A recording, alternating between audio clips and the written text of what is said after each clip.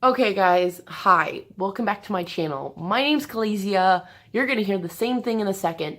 I am re-recording the intro after recording this video. I haven't even edited it yet. I haven't rewatched any footage. I'm probably not gonna rewatch any footage until I post it because then I'm gonna psych myself out and delete it all. So, what you're gonna watch is like 30, probably more than 30 minutes of me rambling on about my mental health. If you don't care about this, feel free to don't watch it. To don't watch it, to not watch it. I made up a word. I started playing with a gift that is a knife. There's a lot that happened in this video. Don't worry, it's fine. It's a self-defense weapon. Actually, technically, it's a food weapon. My dad's an idiot. It's actually meant for like food cutting, but whatever. I'll use it as self-defense. My dad bought it for me. I was actually like attacked by a homeless person while I was in Colorado, so that happened. This is becoming too long of an intro. So, yeah, I'm sorry for what you're about to watch. People have been asking me on multiple social media platforms to get this freaking video out about my mental health, and I've been postponing it, so, yeah. Enjoy the video. Maybe. Kind of. I hope.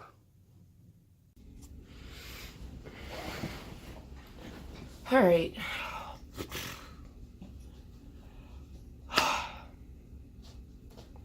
Hi guys, and welcome back to my channel. My name is Kalizia.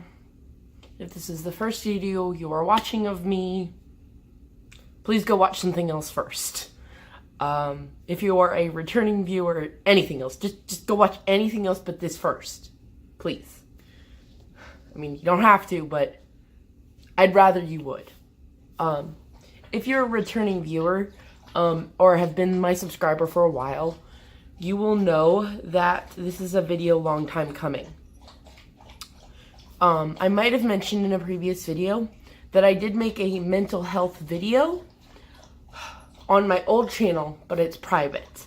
I've mentioned my old channel was titled Hannah Banana, but if you search that, you can't find it. So you'll have to go to like my favorite channels on my profile or in the link description, or I'll put the link in the description below to find it. Excuse me, I'm having really bad acid reflux tonight. But don't mind the mess in the back. This isn't my room. This is the guest room. Basically, I'm just on an air mattress because my mom's allergic to my dog, so I'm staying in the basement. Anyway, so yeah, so I posted that video, and I probably should have put a disclaimer sooner, but this is going to be a long, rambling video. I have no idea what I'm going to talk about in this video. I don't know if I'm going to edit it. I wish it would stop trying to refocus and just focus on me. I still record everything on my phone because I'm a college dropout. Again, I mentioned this in a previous video. I will explain the college dropout thing in another video. Technically, you can understand what it's about in my Q&A video. I'll link that below. Hold on, before I go any farther, I'm getting messages on... I had to get rid of that.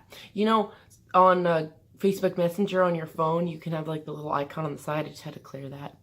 Anyway, I might be stalling. I'm not 100% sure because I've been postponing this video for a while now.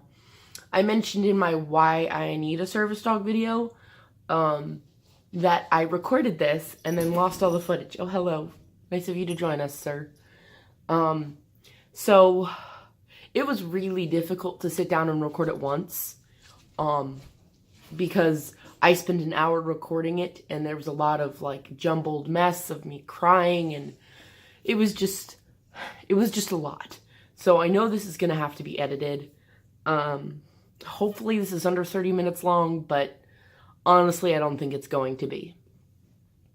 So as I've mentioned, and as you can see by the title of this video, this is about my mental health journey. My journey with multiple diagnosed mental illnesses and symptoms of other undiagnosed mental illnesses that my psychiatrist says I might have. So it's a big pot of messiness, if that makes sense. Oh, look what Ripley just brought me. This is his Build-A-Bear. Shout out to Build-A-Bear. This is Build-A-Bear Pua, I think his name is. It's from Moana. But I took him into the store and he like saw it and like put his nose on it, and I was like, well, I'm buying that because he's not supposed to touch stuff. But he loves it, so oh well. I'm just totally stalling. I really don't want to talk about this. Okay. A lot of YouTubers who are open about mental illness that I've seen have a hard time or choose not to tell what their actual diagnoses are, especially because quite a few of the okay, so let me rephrase this. A lot of our society has become more accepting about mental health disorders, but there are quite a few that have a really bad stigma. So even though it's become more generally accepted, some of these disorders have a stigma even in the mental health professional world. So like therapists, until recently, at least one of my non-diagnosed but possible disorders, I have plenty of symptoms. So the minimum is 5, but like I have 9 of the symptoms. And I'm not going to get into my symptoms because that will go on forever. This video is about my experience with mental health. And TBH, I'm really just recording this because I need a video to post, because I don't want to go more than like 3 or 4 days without posting a video. Why I don't know. I just decided that. So yeah, we're here now, and I'm still stalling. So here are my diagnoses.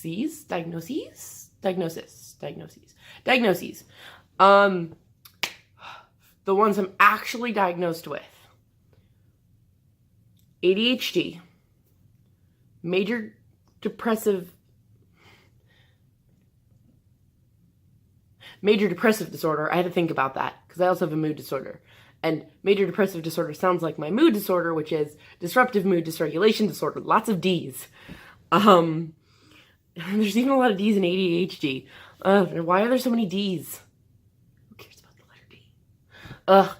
Anyway, so yeah. So disruptive mood disorder, or ADHD, major depressive disorder, disruptive mood dysregulation disorder, generalized anxiety, adjustment disorder with anxiety.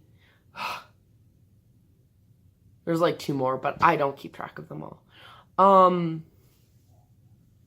And these are ones I've been diagnosed throughout my life, not just in the recent years. So adjustment disorder with anxiety was when I was diagnosed as like an adolescent. Major depressive mood disruptive mood dysregulation disorder. Man, that's a mouthful. That's actually a childhood disorder. So you cannot be diagnosed with it after a certain age, but you can still have it as an adult, if that makes sense. Technically. It's kind of, the DSM-5 is complicated. And for those of you who don't know, that's like the standard for diagnosis in the mental health field. DSM-5 is the newest one. When I was starting out in my adolescence, it was DSM-4, but the 5 has come out since I was diagnosed with ADHD and a few of the others. So now I'm going to talk about the one that has a stigma. So this one's a really hard one to talk about because technically I'm not diagnosed with it, and I'll explain why I even mention it and why I'm not diagnosed with it in a second. But first, let me tell you what it is.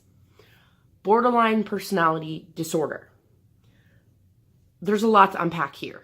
So the first thing I want to say is that most mental health professionals disagree with the name. It was originally thought to be a more basic form, or simpler form maybe is the word, of like major personality disorders like schizophrenia, and I don't think that's a personality disorder, but like the big personality disorders. I'm not sure what they are. The schizophrenia is probably not one of them. I don't know much about disorders that aren't what I have, so don't quote me on that. But anyway, I'm getting really pumped up about this. I'm really freaking nervous, and I'm staring myself down. I'm not looking at the camera where I should be, but whatever. This is just a jumbled mess of 8 minutes of footage already that I get to edit. So yeah. I'm all over the place. Okay, so borderline personality disorder. That was the first thing. That most doctors don't agree with the name because it's really its own disorder. So if you guys are interested, you know what? I'm going to link what's her name? Katie Morton's video about BPD in the description. So you can go watch her video if you want to know more about the disorder. Because I don't want to get into it. I just don't. So, now, why I say I have it, or why I say I think I have it, is more accurate. I think I have it. And why my doctor doesn't want to diagnose me with it, because even though she thinks I might have it. So, the reason that my doctor doesn't want to diagnose me with it, there's two. The first reason is, while I have enough symptoms, plenty of symptoms to be diagnosed with it, I don't have the very most important one, which is, I believe it's, there's 2 symptoms I don't have out of, I think, 9 of them. And I think it's, idolizing and then de-idolizing some, oh no, it's the attachment. Okay, so these are the 2 I don't have. So if you go look up the symptoms, I'm pretty sure I have the rest, but these are the 2 I don't have. Idolizing and de-idolizing someone, like, within the span of 12 to 24 hours. So I can go from literally worshiping my best friend to despising her guts in the span of 12 to 24 hours, or maybe a little less. I don't know. I don't have that issue. The main issue I don't have is attachment. I have had issues with attachment in the past, but not as severe as would be necessary to have this symptom. So, because attachment is like a huge part of BPD, my psychiatrist is hesitant to diagnose me with that. Because it is like one of the key symptoms of this disorder. Doesn't mean I have to have it to have this disorder. There's no way to prove I have it. All mental illness is a set of criteria and a label. So, there's no way to prove if I have this. There's no way to really prove if you have any mental health disorder. It's really just a bunch of symptoms and a label. So that's that. But the other reason she doesn't want to diagnose me with it is because a personality disorder stays on your record for life. If someone got your medical records, it would show that I have a personality disorder. Obviously, those are confidential on some scale, but it's a label, and I would literally not be able to get rid of it my whole life. It would always be on my record. And she doesn't need to diagnose me with it to treat me. She's legally allowed to treat me for the other disorders I do have and that she is treating me for. Like major depressive disorder and, what's the other one? Disruptive mood dysregulation disorder, the mouthful one. And now something else I want to mention. So that's that. Now, something I want to mention about my diagnoses is that the only 2 that I was diagnosed by a psychiatrist by was ADHD and depressive mood dysregulation disorder. And now I've been with my psychiatrist. Her first name is Amy. I'm not going to disclose her last name because that's personal. But Amy, and if I talk about an Amy in my videos, I'm probably talking about my stepmom, Amy. I know a lot of Amy's, but I have a stepmom named Amy and my psychiatrist's name is Amy. So, Amy, I've been seeing her since I was 11. Now, she's the one that diagnosed me with disruptive mood dysregulation disorder. One of my earlier psychiatrists named Jess, or Jessie or something, I vaguely remember her, like, barely. I was really young. I was like 7. So I don't really remember her. But she diagnosed me with ADHD. I'll be right back. I have to go to the bathroom. And I'm back. Let's focus that camera. Let's make sure my hair looks cute. I am so nervous. I get weird when I'm nervous. Okay. So, back at this. Right. So, McIntyre was the one to diagnose me with those 2, and then Jessie, or that one that I know of. I haven't talked to her about my diagnoses recently. I'm actually going to see her while I'm in town, so I will ask her about that. But then, adjustment disorder with anxiety was diagnosed by a psychologist. Technically still allowed to be diagnosed, but in my mind it's not as official. And that was by Yushi. I know, weird name. And then she actually worked at my middle school too. So it was interesting. And then Linda, oh boy, I'm going to do a whole video about Linda. Look out for that. I'm going to do a whole video about Linda. Okay, so then Linda diagnosed me with major depressive disorder.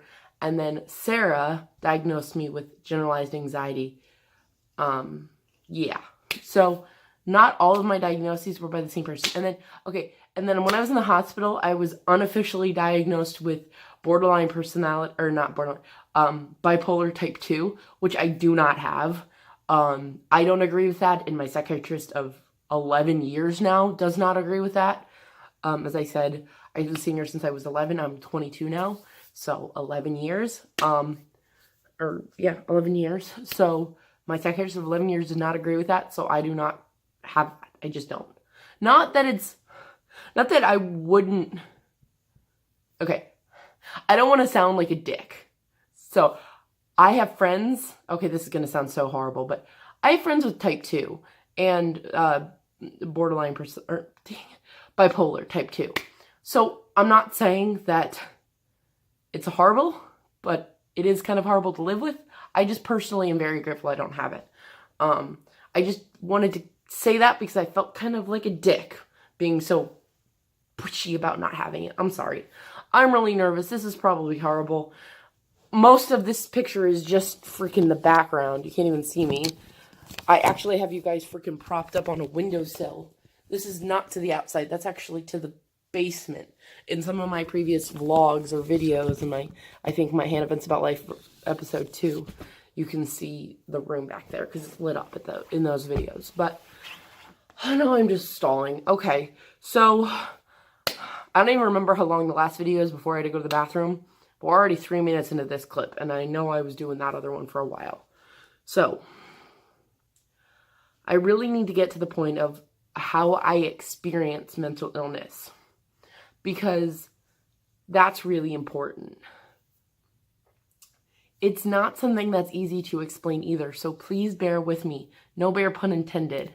I used to say all the bear puns by accident at work. It was unbearable. Or bear with me. Okay, I'm just, I'm stalling, okay? I really don't want to talk about this because it's really personal and it's really difficult. So, guys, be kind in the comments, please. There's no room for hate here. I'm struggling still. Like, this month, December, my birthday's in a few days. I'm not doing well. So, you guys really need to work with me here. And I don't feel like I'm in the frame, so I'm gonna sit on my knees. Oh, that didn't work. I almost fell off the bed. I'm on an air mattress, as I mentioned. Oh, nope, falling backwards. I was trying to, like, squat with my knees. That was kind of funny. All right, well, that's not happening. I'm going to try to scooch forward. It's not going to work. All right. Get real close and personal with you guys. Real close and personal. Okay, I'm still stalling. Okay. Whew. I'm going to have to do so much editing. Mental illness fucking sucks. Nothing else to say at the core. It really is hard. It's really hard. But it's made me who I am. And that's really important for me to remind myself. The why me statement is very common for me. And not just in my religion, because that's a good why me. But in my mental illness, it's like, why me? Why am I dealing with this? What did I do to deserve this? And it's not something I deserved. It's just who I am. And that was really hard for me to figure. Oh, sorry, my acid reflux is horrible. It's making me belch. Anyway, so in my previous one I recorded, talking about my experience was really difficult and I got really emotional. So I'm going to try really hard not to get emotional. So far I haven't, which is really good. We're doing much better than we were the last time, which probably has to do that I'm in a little bit of a better place than I was the last time. But we'll see. So I can experience anxiety attacks, but from other emotions like fear or sadness, or I can have happy attacks where I just like burst into laughter and I'm it's scary because I can't stop laughing. It's like I'm experiencing happy emotions, but it's terrifying. And it's really hard because like I'm kind of enjoying it because they're happy emotions, but it's also out of, like, I have a hard time stopping it, like almost impossible unless I really just focus on my breath, but it's bad. So obviously I prefer the laughing attacks. I call them laughing attacks, but they're really just overwhelmed emotions kind of showing themselves in the form of uncontrollable laughter, but it's really not funny. I mean, sometimes they can start from actual laughter and then turn into uncontrollable laughing attacks. Like if my mom says something really funny, or if I'm off some of my medications, I can just a simple joke can like set me off. I can really be laughing about the moment, and then all of a sudden I like lose control, and then I can't stop. So, but that's the least of it. The harder ones are when thoughts provoke them. Like back when I was self-harming more regularly, I'd have self-harm thoughts. Like I just want to hurt myself. I just wanted to feel physical pain. Not because I was numb, but because I hated myself. So I had a really bad self-image or self-esteem. I still do. But I felt like I deserved punishment for a lot of things. That, and it was a way to release stress. Like, not like everyday stress, like intense emotional, I'm in turmoil stress, like sobbing, uncontrollable emotion, can't think, can't breathe, just cut my arm and feel blood, feel physical pain, and it helped me calm down. And before I was in dialectical behavior therapy, I'll also put Katie Morton's link to that video because she did a great job explaining DBT. Even though she's not a DBT therapist, she did a really good job. That link will be in the description below as well. So before I started that, I was self-harming a lot. So I'd get overwhelmed by self-harm urges that would exacerbate my already intense crisis. So it would be like a crisis on a crisis.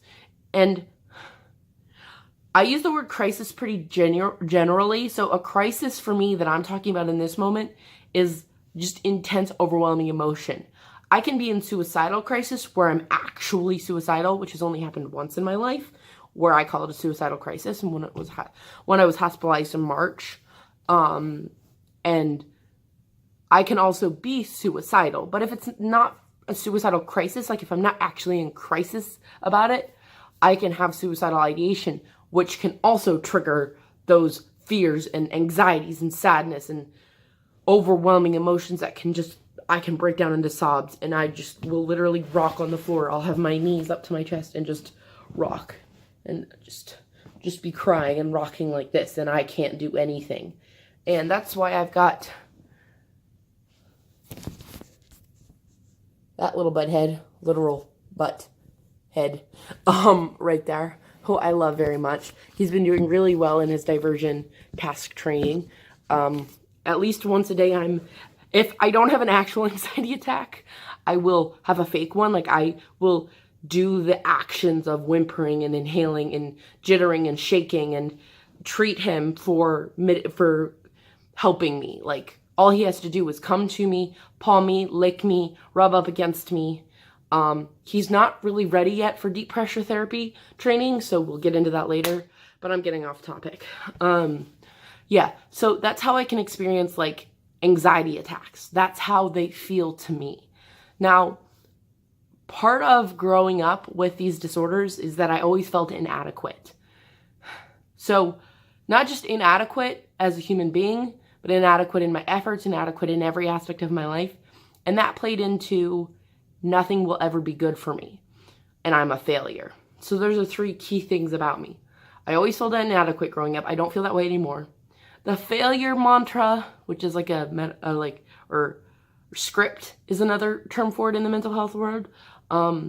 So to have a script about yourself is like, I'm a failure. That's a mantra or a script. A judgmental, inaccurate, it doesn't fit the facts, because I can't be a failure.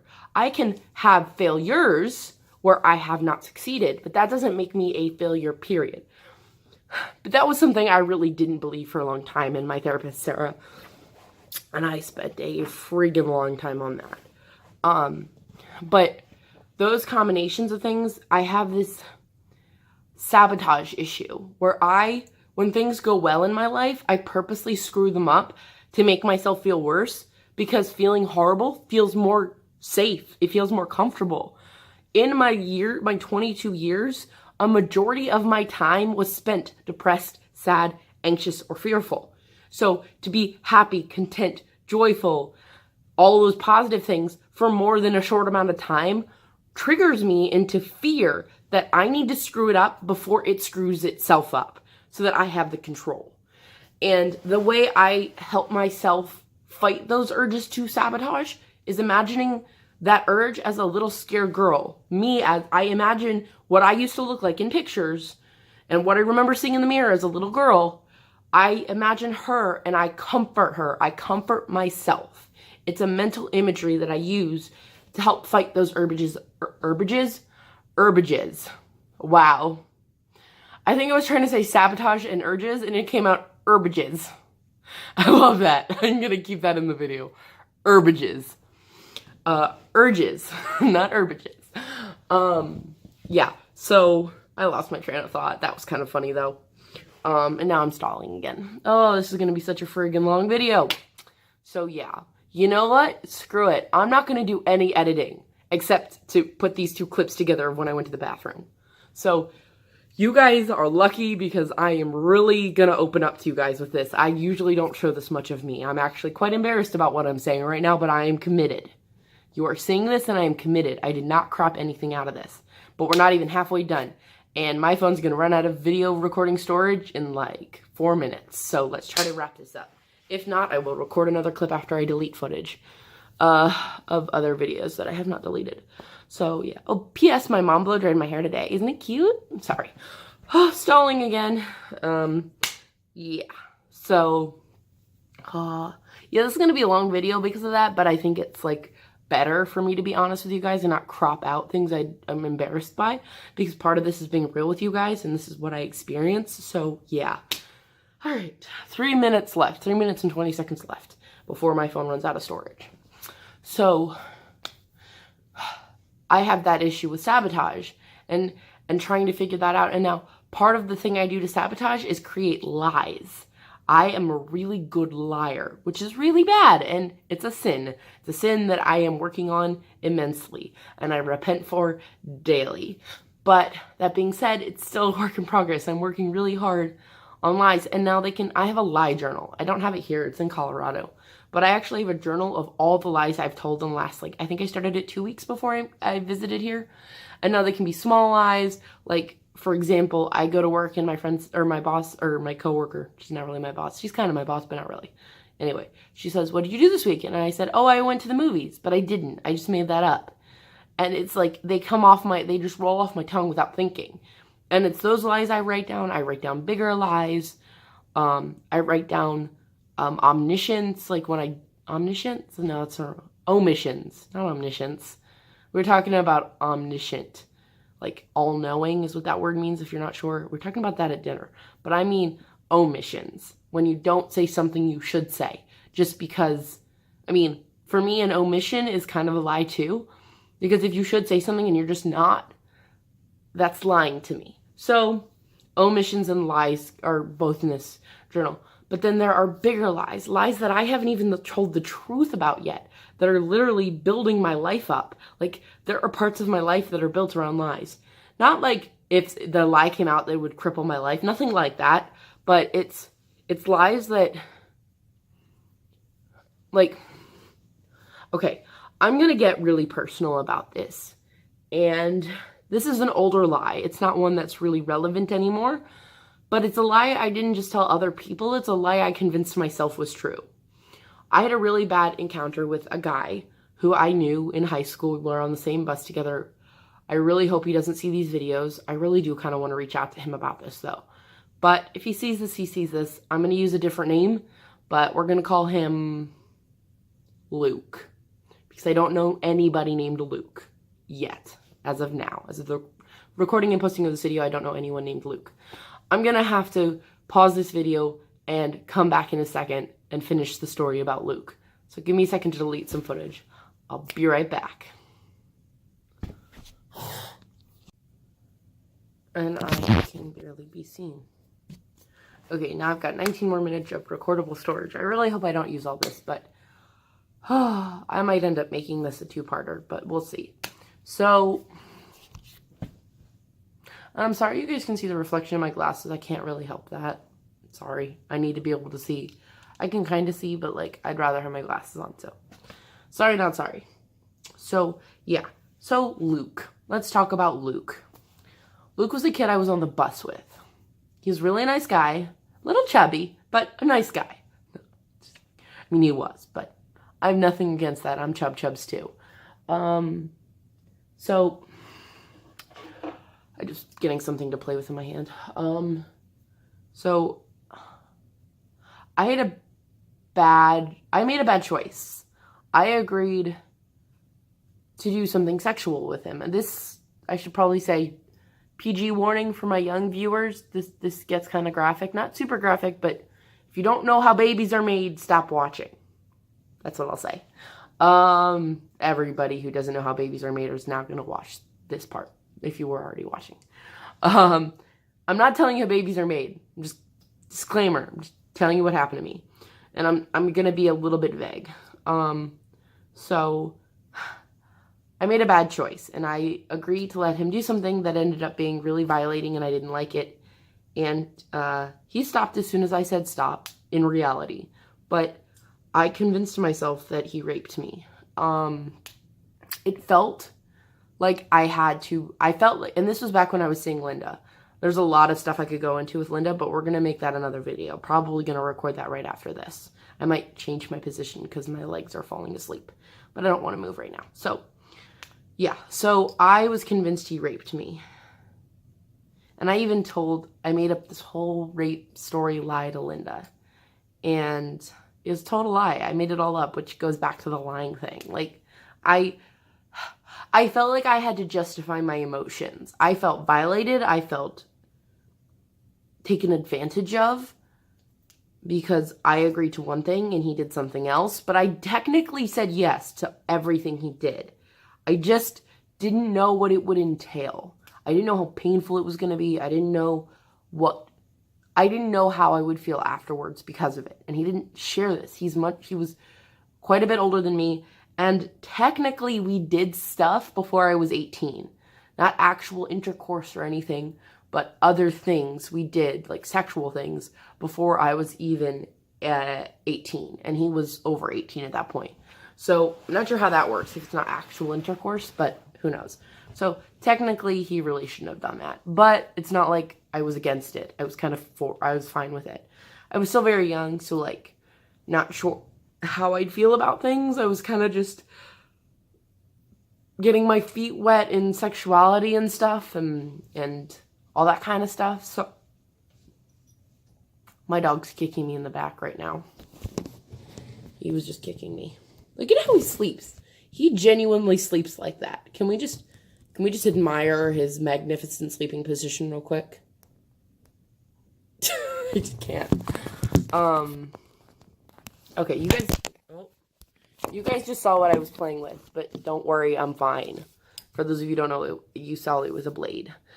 It's a gift my dad got me for self-defense. I'm fine. I've been self-harm free for 6 months, so don't worry about me. I'm fine. It's just a self-defense gift my dad got me. So, yeah, I might cut that out. I don't know yet. But yeah, so I convinced myself that he raped me. And I let this lie rule my life for over a year before I finally came clean about it to Sarah. Not even Linda. Unless Linda watches my YouTube videos, which I hope she does not. But if she does, so be it. I really hope she doesn't watch the video about her. Oh. Yeah, I might rethink that one. I have no way of knowing if she knows about my YouTube channel. I mentioned to her my username Khalesia growing up. I meant when I was seeing her, I mentioned that I had the username Khalesia. I don't know if I ever told her how to spell it. I mean, she could look it up if she tried, I guess. I don't know. Anyway, so I never even told her the truth about this. And if you're wondering, I'm just doing that. I'm not actually playing with it. Like, I'm not doing anything. Just saying. I'm just all over the place right now. My head's kind of spinning. I'm really not sure if I even want to post this, but yeah. So I made up this crazy lie about Luke, and it was not fun. I was really unhappy about it. So I don't know. That was a pretty big lie I told. And it wasn't like I told it for malicious reasons. I really told it because I was trying to justify my emotions. I didn't feel like what I went through and what happened to me in facts really fit what I was feeling. I felt like I needed to justify myself. Now, not all my lies have to do with emotional justification. But most of them do. Not all of them, though. Most of them. And there are lies that I tell myself that I try to, like, on some level convince myself are true. While it's not like I can, like, change my view on reality or anything. It's not like that. It's like I know they're not true, but I like to try to believe they are. Like this time I convinced myself in some way that I had saved $800 when in reality it had been given to me. So yeah, it's difficult and it's embarrassing that I have this issue. But at the same time, I remember just like 2 weeks ago talking to my therapist, my current therapist in Colorado, Brittany, about it. And it doesn't bother me enough. If I feel like I'm more bothered by how little it bothers me, if that makes sense. Like, maybe that's a good thing. Maybe it's a sign that I should be more bothered by it. It's not like I'm not trying to work on my lies. I am working very hard, but I feel like it should bother me more. Like I should be more maybe ashamed of it or something. I don't know. I know shame is a really hard emotion for me to cope with. So I've learned to only feel it when it's necessary or it fits the facts. Because I can often feel shame or ashamed. I have my head tilted like this so I don't have to see this green dot in my glasses. I'm not sure if that's coming back in the video, but I'm just gonna stay like this. I guess I could go like this. But then I can't see. And then it looks like I'm trying to like act cool with sunglasses, but I don't. I mean, I do have them, but not with me here. Oh, I'm so rambling. This is the longest friggin' video ever. Okay. I'm going to probably do our intro to this, even though I already technically did the intro in the first of 3 clips. But yeah. I'm not going to take out this part. If people see it, they see it. Because I told you guys I wasn't going to edit it at all. Except to just smush all the clips I've taken together. So yeah, I'm exhausted. It's like 1 a.m. and I've recorded a lot in this video, so fuck it. I'm just gonna end it here. Thanks for watching, guys, and I'll see you in my next video. Bye, guys. Peace. So glad that's over.